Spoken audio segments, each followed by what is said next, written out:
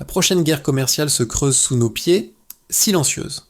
Pendant que Washington débat des taux et que Pékin empile la technologie, une bataille moins visible avance. Au Burkina Faso, l'agriculture devient stratégie et la nourriture une monnaie d'échange face aux pénuries, à l'inflation et au climat. Que se passe-t-il quand Ibrahim Traoré décide que cultiver n'est plus survivre, mais négocier, et que des hectares deviennent un message pour les marchés lointains?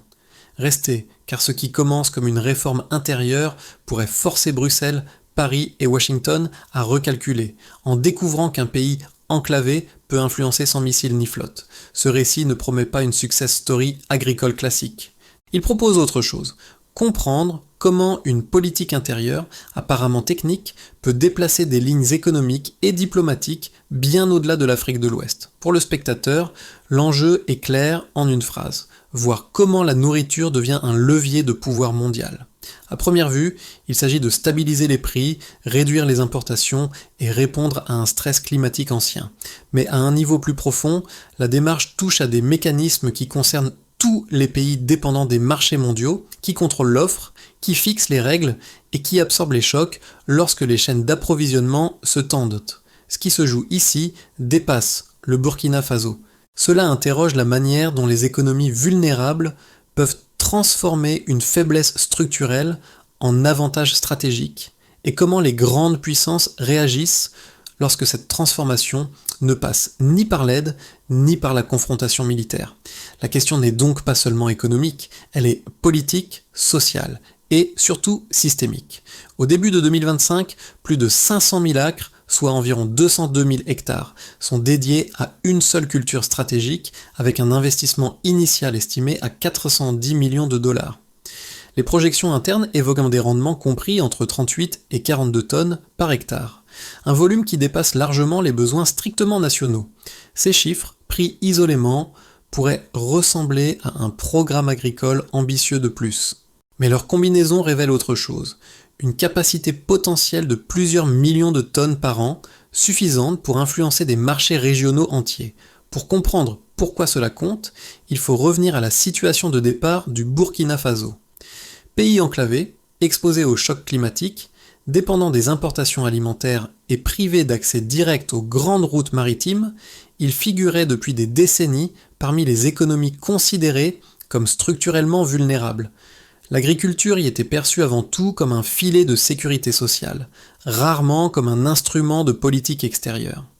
Sous Ibrahim Traoré, cette lecture change. À la fin de 2024, un document de politique interne, présenté comme la première phase d'une souveraineté alimentaire ciblée, redéfinit la fonction même de la terre cultivable. L'objectif officiel reste la stabilité des prix et la réduction des importations. Mais la logique implicite est différente. Traiter les terres agricoles comme d'autres États traitent le pétrole ou le gaz, c'est-à-dire comme des réserves stratégiques capables d'ouvrir ou de fermer des options diplomatiques. Ce basculement intervient dans un contexte mondial tendu. Les pénuries alimentaires, l'inflation persistante et la volatilité climatique fragilisent déjà les chaînes d'approvisionnement. Dans ce cadre, la capacité à produire en volume constant devient un avantage négociable. Ce n'est plus seulement une question de nourrir la population, mais de peser dans des discussions commerciales où l'offre fiable vaut parfois plus que la puissance financière. Ainsi, dès le départ, le projet ne se limite pas à une réforme sectorielle.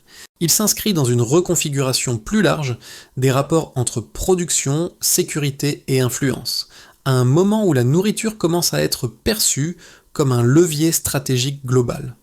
Sur le terrain, la transformation ne s'est pas d'abord manifestée dans les communiqués, mais dans les routines quotidiennes. Dans plusieurs communes rurales de l'ouest du pays, des familles déplacées par l'insécurité ou la migration saisonnière ont été réinstallées en unités coopératives, avec accès à la terre, formation technique et prix d'achat minimum garanti. Le changement est concret, un travail régulier remplace l'attente, et la production planifiée remplace l'incertitude. Pour beaucoup, cette réorganisation marque une rupture avec des décennies de dépendance à l'orpaillage ou au départ temporaire vers les pays voisins. Les champs irrigués, alimentés par des installations solaires, réduisent les coûts, et stabilise les cycles agricoles, permettant d'envisager l'avenir au-delà de la prochaine saison.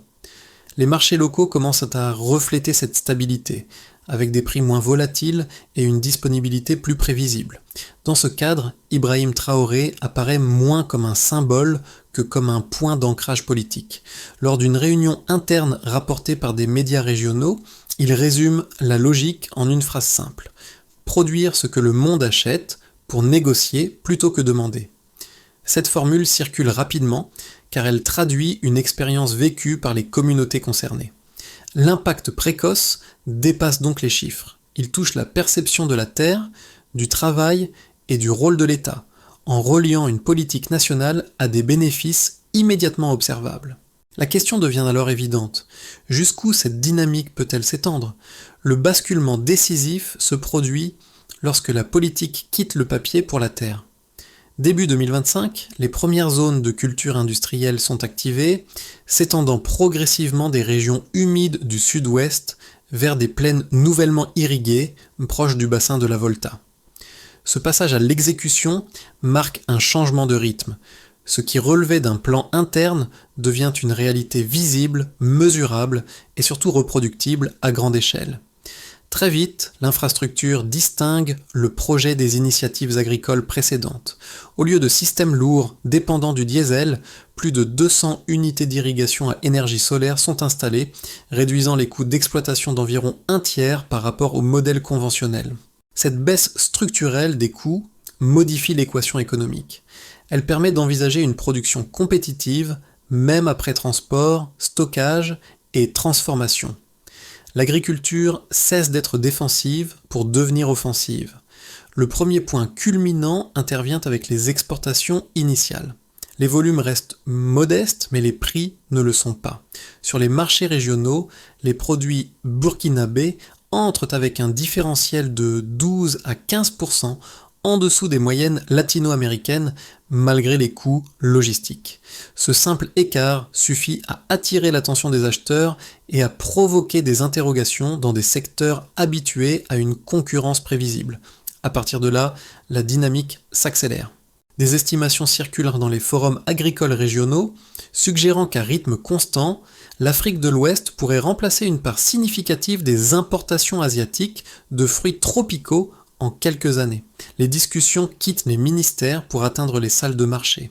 Des protocoles d'accords pilotes apparaissent, suivis de contrats conditionnels permettant une montée en puissance rapide. C'est à ce moment que la réaction internationale devient plus lisible. Des entreprises logistiques liées à l'Asie étudient de nouvelles routes reliant les ports d'Afrique de l'Ouest à la Chine méridionale. En Europe, les lobbies agricoles demandent un réexamen des quotas d'importation, invoquant la stabilité du marché. À Paris, des propositions de normes phytosanitaires plus strictes émergent, officiellement sanitaires, mais avec un impact potentiel sur les coûts de conformité pour les exportateurs africains. La tension monte encore lorsqu'un document diplomatique américain reconnaît que ces réorientations agricoles pourraient modifier des équilibres commerciaux établis. Peu après, des fuites attribuées à une note du FMI avertissent qu'une stratégie alimentaire tournée vers l'export pourrait réduire l'efficacité des outils financiers traditionnels. Le message est clair, l'expérience a franchi un seuil, la phase de résonance publique commence alors. Début 2026, face au retard de paiement bancaire et à la hausse des primes d'assurance sur les routes de fret, Ibrahim Traoré s'adresse à la nation. Devant des caisses marquées « fabriquées au Burkina Faso », il affirme que le pays ne s'arme pas de missiles, mais de fermes. Le discours circule rapidement dans la région, transformant une politique agricole en symbole politique. À partir de cet instant, le projet cesse d'être perçu comme une réforme technique.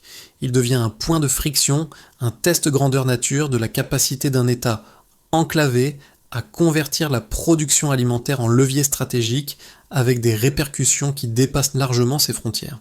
Avant le projet, la production bananière nationale restait fragmentée, orientée vers l'autoconsommation et des marchés locaux instables. Après la mise en œuvre, les données provisoires indiquent un basculement net.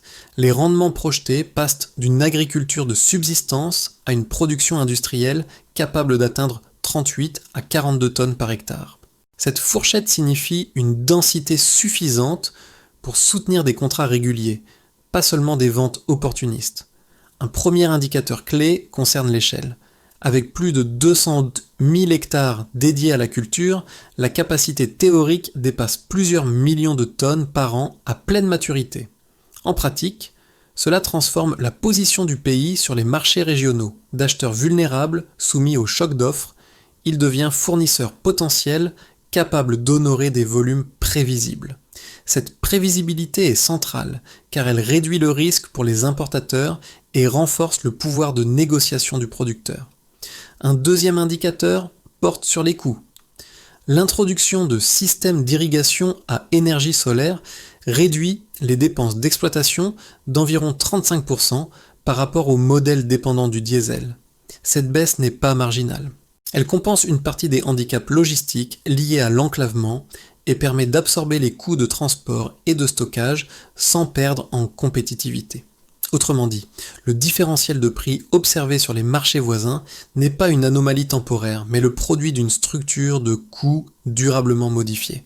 Un troisième indicateur concerne les effets domestiques. Entre mi-2025 et fin 2025, l'emploi rural progresse d'environ 27%, marquant une inversion rare de l'exode rural observé depuis plus de 20 ans. Cette hausse se traduit par un retour de main-d'œuvre, une stabilisation des revenus et une réactivation des économies locales. En parallèle, la volatilité des prix alimentaires diminue, allégeant la pression sur les ménages urbains et ruraux. La production orientée vers l'export n'assèche donc pas automatiquement le marché intérieur, surtout lorsqu'une part des rendements y est réservée. Pris ensemble, ces chiffres racontent une histoire cohérente. Ils montrent comment une intervention ciblée peut modifier simultanément l'offre, les coûts et la distribution des bénéfices. Ils expliquent aussi pourquoi la réaction internationale dépasse la simple curiosité commerciale. Une production fiable, à bas coût relatif, dans un contexte de pénurie mondiale, perturbe des équilibres établis. Pour Ibrahim Traoré, ces données servent de justification politique autant que d'outils diplomatiques. Elles permettent d'affirmer que la stratégie ne repose pas sur des slogans, mais sur des résultats mesurables. Elles offrent aussi un langage commun avec des partenaires étrangers habitués à raisonner en volume, en marge et en risque. Cependant, ces preuves quantitatives ne closent pas le débat. Elles ouvrent une autre question. Si les chiffres soutiennent la stratégie à court terme, comment résistera-t-elle aux critiques sur l'environnement, la gouvernance et la dépendance à une culture dominante ? C'est sur ce terrain que les arguments opposés prennent forme. Les critiques les plus sérieuses ne viennent pas des marchés, mais des analystes et acteurs locaux qui examinent la soutenabilité du modèle. Le premier argument opposé concerne la dépendance à une culture dominante. Miser fortement sur la banane expose, selon eux, à des chocs sanitaires, climatiques ou de prix. Une maladie, une sécheresse prolongée ou un retournement de la demande pourrait fragiliser l'ensemble de la stratégie, comme l'ont montré d'autres expériences de monoculture à travers le monde. Un second argument cible la gouvernance. La coordination étatique, indispensable au lancement du projet, est perçue par certains comme une centralisation excessive. Les critiques craignent que la fixation des prix, l'allocation des terres et la gestion des coopératives ne réduisent l'autonomie locale et ne créent de nouvelles dépendances, cette fois envers l'État. À long terme, cela pourrait, selon eux, freiner l'innovation et accentuer les tensions politiques internes. Ces objections sont substantielles, dont elles ne sont pas ignorées par les autorités. La réponse repose d'abord sur la structure même du programme. La banane n'est pas présentée comme une fin, mais comme un vecteur initial. Les documents publics et les déclarations officielles insistent sur la diversification progressive vers d'autres cultures et activités de transformation afin de réduire le risque lié à une seule filière. Sur la gouvernance, le modèle coopératif vise précisément à distribuer les bénéfices et les responsabilités. Les prix garantis et l'accès à la terre sont conçus comme des amortisseurs, non comme des outils de contrôle permanent. La création de cadres légaux, comme l'obligation de réserver une part significative de la production au marché intérieur, cherche à équilibrer exportation et sécurité alimentaire. Dans cette logique, Ibrahim Traoré présente l'intervention de l'État comme transitoire et structurante, comparable à un investissement initial destiné à corriger des asymétries historiques. Les données disponibles montrent que, jusqu'ici, l'emploi, la stabilité des prix et l'adhésion locale progressent simultanément, ce qui affaiblit l'argument d'un simple populisme agricole. Le débat reste ouvert, mais il se déplace. Il ne porte plus sur la faisabilité immédiate, mais sur la manière d'ajuster le modèle pour qu'il reste résilient face aux risques qu'il a lui-même révélés. À mi-parcours, la lecture du projet change. Ce qui apparaissait comme une stratégie agricole ambitieuse se révèle être une expérimentation politique à l'échelle réelle. Le cœur du basculement tient dans une idée simple: coordonner l'offre alimentaire comme d'autres ont coordonné l'énergie, non pour provoquer, mais pour exister dans la négociation. À partir de ce point, chaque réaction extérieure devient un indicateur, chaque hésitation un signal. Ibrahim Traoré comprend alors que la valeur du projet ne se mesure plus uniquement en hectares ou en rendement. Elle se mesure en réponse institutionnelle, en notes diplomatiques, en ajustement discret de politique commerciale. Lorsque des banques ralentissent des paiements et que des assureurs renchérissent les routes de fret sans parler de sanctions, le message implicite est reçu. Le levier fonctionne parce qu'il n'a pas besoin d'être nommé. Ce moment marque une inversion du rapport de force psychologique. Le Burkina Faso ne réagit plus à une pression explicite. Il observe, ajuste et avance, sachant que chaque pas supplémentaire renforce la crédibilité de l'ensemble. La production devient un langage, compréhensible à la fois par les marchés et par les chancelleries. À partir de là, la question centrale n'est plus de savoir si la stratégie est viable, mais ce qu'elle déclenche autour d'elle, et surtout qui est contraint de s'adapter en premier. Les effets du projet deviennent pleinement visibles lorsqu'on observe ses répercussions sur différents groupes, chacun exposé à des enjeux distincts. Pour les institutions nationales, la première conséquence est budgétaire et politique. La stabilisation partielle des prix alimentaires réduit la pression sur les dépenses publiques liées aux importations d'urgence. Elle offre aussi un argument tangible dans les négociations régionales et internationales, en montrant que la sécurité alimentaire peut être renforcée sans dépendre exclusivement de financements extérieurs. Cette marge de manœuvre, même limitée, change le ton des échanges diplomatiques. Du côté des entreprises et acteurs économiques, l'impact se mesure en visibilité et en prévisibilité. Les coopératives agricoles et les unités de transformation locale bénéficient de contrats plus stables et de perspectives d'écoulement à moyen terme. Pour les logisticiens et transformateurs régionaux, l'émergence d'un fournisseur compétitif modifie les calculs de coûts et incite à investir dans des infrastructures adaptées comme la chaîne du froid et le stockage. Cette dynamique attire des partenaires non traditionnels, notamment asiatiques, qui voient dans cette production régulière une opportunité de diversification des sources d'approvisionnement. Pour les ménages et les communautés locales, les changements sont plus immédiats et plus sensibles. La hausse de l'emploi rural, estimée à plus d'un quart sur une période d'1 an, se traduit par un retour de travailleurs auparavant contraints à la migration saisonnière. Les revenus plus stables soutiennent la consommation locale et réduisent l'exposition aux fluctuations extrêmes des prix alimentaires. Dans les centres urbains, la diminution de la volatilité des prix, de l'ordre de près d'un 1/5 sur 12 mois, allège la pression sur des budgets déjà fragilisés par l'inflation et les crises régionales. À l'échelle régionale et internationale, l'effet est surtout psychologique et stratégique. Les marchés, les institutions financières et les gouvernements étrangers commencent à intégrer l'idée qu'un pays enclavé peut influencer des flux commerciaux par la production plutôt que par la demande. Les retards de paiement, les hausses d'assurance et les ajustements réglementaires signalent une phase d'adaptation où les acteurs établis testent les limites du nouveau modèle sans l'affronter frontalement. Dans ce contexte, Ibrahim Traoré apparaît comme le point de convergence de ces conséquences. Son discours public s'appuie sur des effets observables, pas sur des promesses abstraites. Il insiste sur le fait que la production alimentaire, lorsqu'elle est organisée et soutenue, peut générer à la fois des bénéfices sociaux internes et un poids externe mesurable. Cette double lecture explique pourquoi la stratégie suscite autant d'adhésion que d'inquiétude. Au final, ces conséquences dessinent un paysage contrasté. Les gains sont réels, mais ils exposent le pays à une attention accrue et à de nouvelles formes de pression. Le projet ne protège pas de la géopolitique. Il y inscrit pleinement le Burkina Faso avec tout ce que cela implique de risques et d'opportunités. À court et moyen terme, l'évolution de la stratégie peut être lue à travers 3 trajectoires sommaires plausibles, chacune éclairant des choix différents plutôt que des prédictions fermes. On peut d'abord envisager un scénario de base, il suppose une continuité prudente. La production progresse selon les capacités existantes, les exportations augmentent graduellement et les frictions internationales restent gérables. Dans ce cadre, le projet consolide ses acquis internes, stabilise les revenus ruraux et maintient une pression modérée sur les marchés régionaux, sans provoquer de rupture brutale.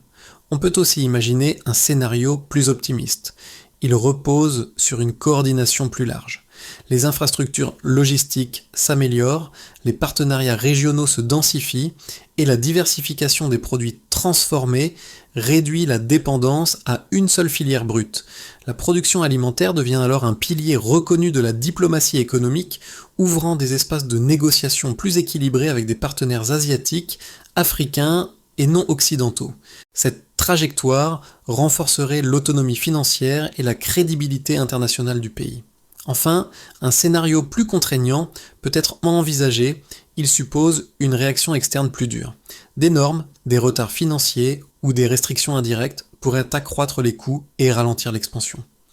Dans ce cas, la résilience dépendrait de la capacité à absorber ces chocs, à protéger le marché intérieur et à ajuster la stratégie sans l'abandonner. Le risque principal ne serait pas l'échec immédiat, mais l'épuisement progressif des marges. Face à ces options, la recommandation clé est cognitive plutôt que technique.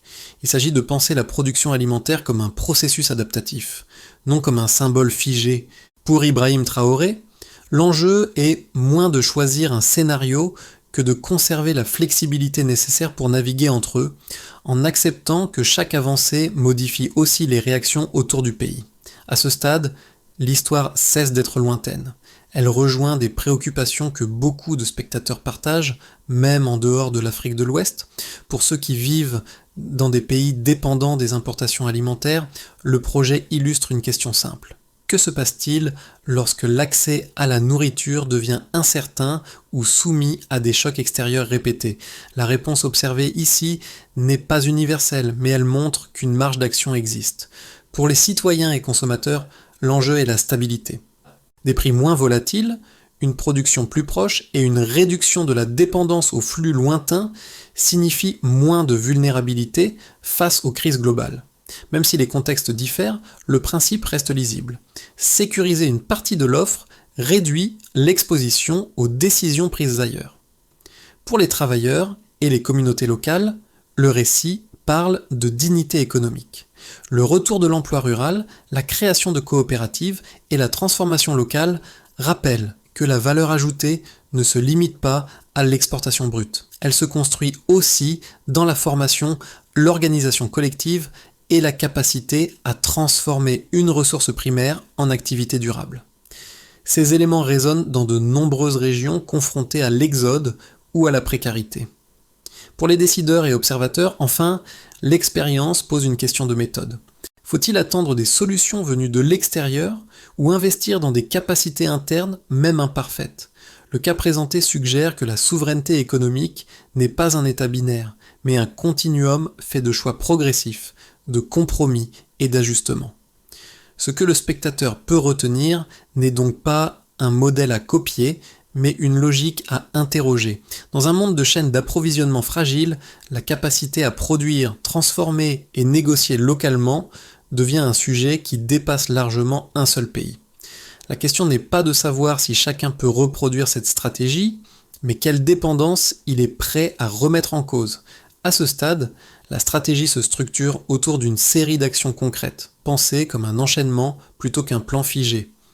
D'abord, la première étape consiste à sécuriser la production existante. Cela implique de maintenir les infrastructures d'irrigation, de former en continu les coopératives et de surveiller les rendements pour éviter les ruptures. L'objectif est simple, garantir une offre stable avant toute expansion supplémentaire. Ensuite, la deuxième étape porte sur l'équilibre entre exportation et marché intérieur. L'adoption de règles imposant qu'une part significative des récoltes reste destinée à la consommation nationale vise à prévenir les pénuries internes. Cette mesure sert aussi de signal politique montrant que la recherche de devises ne prime pas sur la sécurité alimentaire. Elle renforce la légitimité sociale du projet et limite les tensions domestiques. Puis, la troisième étape concerne la gestion des risques environnementaux et sociaux. Les inquiétudes liées à l'eau et à l'usage des terres sont prises en compte par des programmes de reboisement et par des mécanismes de consultation locale. L'idée n'est pas d'éliminer les conflits potentiels, mais de les rendre visibles et traitables avant qu'ils ne deviennent structurels. Après cela, la quatrième étape vise la diversification et la montée en valeur. Le développement de la transformation, y compris la valorisation des déchets agricoles, réduit la dépendance à un seul débouché et augmente la résilience économique. Cette orientation permet aussi de créer des emplois qualifiés et de capter davantage de valeur localement. Et enfin, la cinquième étape touche à la diplomatie économique. En s'appuyant sur des résultats mesurables, Ibrahim Traoré cherche à repositionner le pays comme un partenaire de production fiable plutôt qu'un bénéficiaire d'aide conditionnelle. Cette approche ne supprime pas les pressions extérieures, mais elle modifie le cadre des négociations. Ensemble, ces étapes dessinent une trajectoire pragmatique. Elles montrent comment une politique alimentaire peut évoluer d'une réponse à la vulnérabilité vers un instrument de souveraineté graduelle sans prétendre résoudre toutes les tensions qu'elle génère. En revenant au champ évoqué plus tôt, là où des familles ont retrouvé un travail régulier et une visibilité sur l'avenir, le sens du projet apparaît plus clairement. Les parcelles irriguées ne sont plus seulement des unités de production, elles deviennent des repères, des lieux où la relation entre l'État, la terre et les citoyens se recompose lentement. Ce changement n'est pas spectaculaire, mais il est profond, car il touche à la manière dont une société se perçoit elle-même. Dans ce cadre, Ibrahim Traoré n'est pas présenté comme un héros isolé, mais comme le catalyseur d'une orientation collective. Son discours revient sans cesse à la même idée. La souveraineté ne se décrète pas, elle se construit par le travail, la discipline et le temps. Cette répétition trouve un écho parce qu'elle correspond à une expérience vécue, observable dans les villages comme dans les marchés. Le motif central est celui de la dignité retrouvée. La terre, longtemps associée à la pauvreté ou à l'exil, redevient un capital à protéger. Le travail agricole cesse d'être un pis-aller et s'inscrit dans une narration nationale plus large. Cette transformation psychologique, souvent invisible dans les statistiques, pourrait être l'effet le plus durable du projet. La terre est redevenue une promesse. C'est ce fil émotionnel, plus encore que les chiffres, qui explique pourquoi l'initiative continue de susciter adhésion et résistance à la fois, à l'intérieur comme à l'extérieur du pays. À la fin, cette histoire ne demande pas une adhésion automatique, ni un rejet réflexe. Elle invite à une discussion plus large sur la forme que prend le pouvoir aujourd'hui. Pendant longtemps, l'influence a été associée aux monnaies, aux armes ou aux institutions. Ici, elle apparaît à travers quelque chose de plus fondamental, la capacité à produire ce qui soutient la vie et à en organiser l'accès selon ses propres priorités. Le parcours du Burkina Faso, sous Ibrahim Traoré, agit alors comme un miroir. Il reflète des questions que beaucoup de sociétés préfèrent éviter. Jusqu'où accepter la dépendance ? Que signifie réellement la souveraineté dans un monde de chaînes d'approvisionnement fragiles ? Et quel compromis sommes-nous prêts à faire entre efficacité économique, dignité sociale et résilience à long terme ? Ce récit ne prétend pas offrir une réponse universelle, il propose un angle, un précédent, une expérience en cours. À chacun d'en tirer ses propres conclusions en fonction de son contexte et de ses valeurs. La vraie question reste ouverte. Si le pouvoir change de forme, sommes-nous prêts à reconnaître ceux qui le construisent autrement ?